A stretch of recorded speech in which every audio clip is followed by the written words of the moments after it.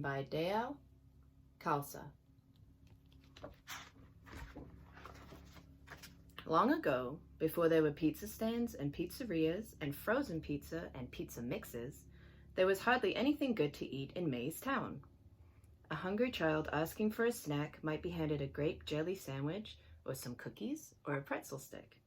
There was no such thing as pizza, but all that changed when Miss Pellegrino came to visit. May's best friends were three sisters, Linda, Judy, and Peggy Penny. She played with them all the time. One summer, when May's parents went away on vacation, she stayed at Penny's house. One day, Miss Penny told May that a distant cousin whom she'd never met was coming from Italy for a visit. She said she thought Miss Pellegrino didn't speak much English. Look at all of the laundry that Mama Pellegrino has to make for all three of her girls. Mrs. Pellegrino arrived in a taxi. She was clutching a strangely shaped green package very tightly to her chest. Can you see the green package? May and Linda thought it was a present, but when they reached to take it from her, Miss Pellegrino drew back sharply and snatched, "You no touch." She marched into the house and went straight to the kitchen. She sniffed in long and deep several times in every direction.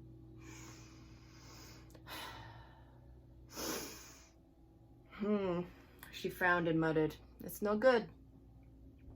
Did the house smell bad? May and Linda and Judy and Peggy all sniffed in deeply.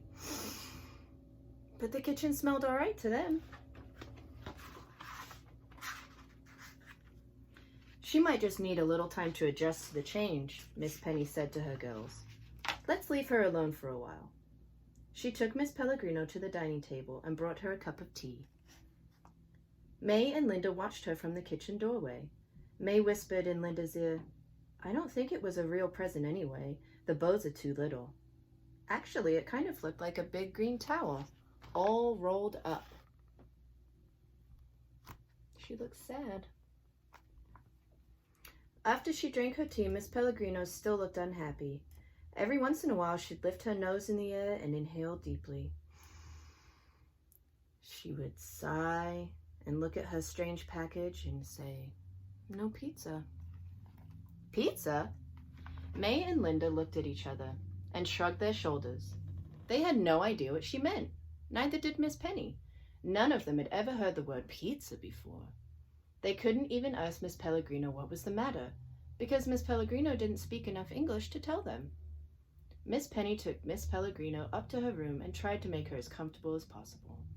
Judy and Peggy carried her suitcase upstairs. But when May and Linda tried to carry her green package, once again Miss Pellegrino clasped it to her chest and warned, "No touch." They didn't think they were going to enjoy Miss Pellegrino's visit very much. When Miss Penny came back downstairs, she said, "I wonder who Pizza is." Miss Pellegrino seems to miss her very much. Maybe it's her daughter? Or her dog, said Judy. We could buy her one, suggests May. Maybe it's a kind of flower, said Linda. But Peggy thought perhaps Pizza was the name of the town where Italy that Miss lived. Well, whatever or whoever Pizza is, said Miss Penny, Miss Pellegrino is our guest, and we must try to make her as happy as we can. But it wasn't easy. The girls even put on a special play with a very happy ending to try to cheer her up. And while Miss Pellegrino seemed to enjoy it and clapped loudly, by supper time she was her sad self again. What kind of play do you think they're putting on? It looks like maybe a fairy and Little Red Riding Hood and a cowboy. What's that, a witch? That looks fun. They pulled all their allowances and took her out to eat to their favorite restaurant. Wow. When she walked in, Miss Pellegrino sniffed in deeply, and she smiled. May and Linda and Judy and Peggy were so relieved. But when the waiters brought their grilled cheese sandwiches, Miss Pellegrino looked down at the little toasted squares and shook her head. She mournfully said, "No pizza."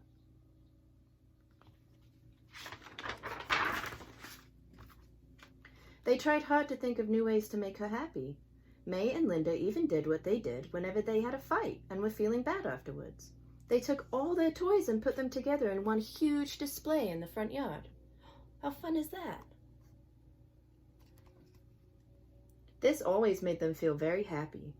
But when Miss Pellegrino looked carefully at every toy, saying, "Nice, nice," they could tell she still wasn't really happy deep inside. Miss Pellegrino was also trying hard to be happy. She took part in all of their games. Whenever Miss Penny went shopping, she let May and Linda take the groceries into their play store. Then she would come with pennies and buy back everything she needed to make supper. Miss Pellegrino liked this game a lot. They made their own little grocery store out of a box.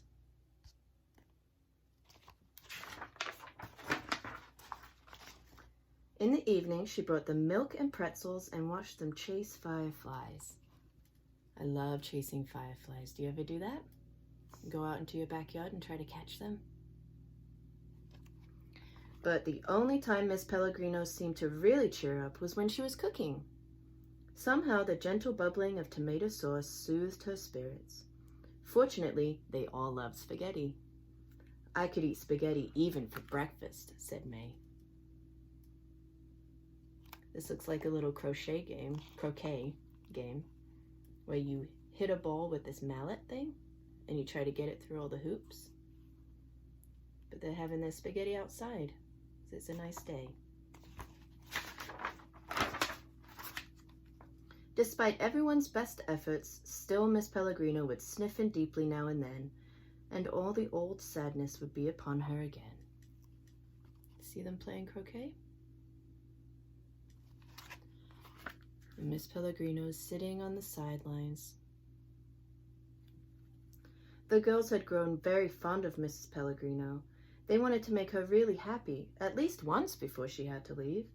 The key seemed to be connected to the word pizza. If only they could find out what that meant. May had an idea they could try. They went to the library. The librarian helped them look it up in the dictionary. Pizza. It's an Italian baked dish consisting of a shallow pie-like crust covered unusually with spiced mixture of tomatoes and cheese. "Pie-like? With tomatoes?" said Peggy. Judy suggested they look in a cookbook. They had to look in a lot of cookbooks before they finally found one with the recipe for pizza pie. Can you imagine not knowing what pizza is like? How horrible. It's one of my almost favorite foods. Peggy copied out the list of ingredients: yeast, flour, tomato paste, mozzarella cheese, Parmesan cheese, olive oil, garlic, oregano, pepper. "That doesn't sound like a pie to me," she said. "Ugh," said Linda. They all agreed it sounded terrible, but if it would make Miss Pellegrino happy, they would try anything. Look at how big that library is. We don't have shelves quite that high. The next day they went shopping and bought everything on the list. Miss Pellegrino knocked on the wall of their play store. "What you got for me today?" she asked. May and Linda began handing her the things they had bought, and with each item, Miss Pellegrino's smile grew and grew. By the time they gave her the garlic, Miss Pellegrino was beaming. "Pizza!" she cried joyfully, and cradled the ingredients in her arms and hurried into the house. What do you think she's going to do? This is the girls buying all the ingredients with their mom. It looks like lots of different types of meat up here, and all these beautiful bread rolls and cheeses.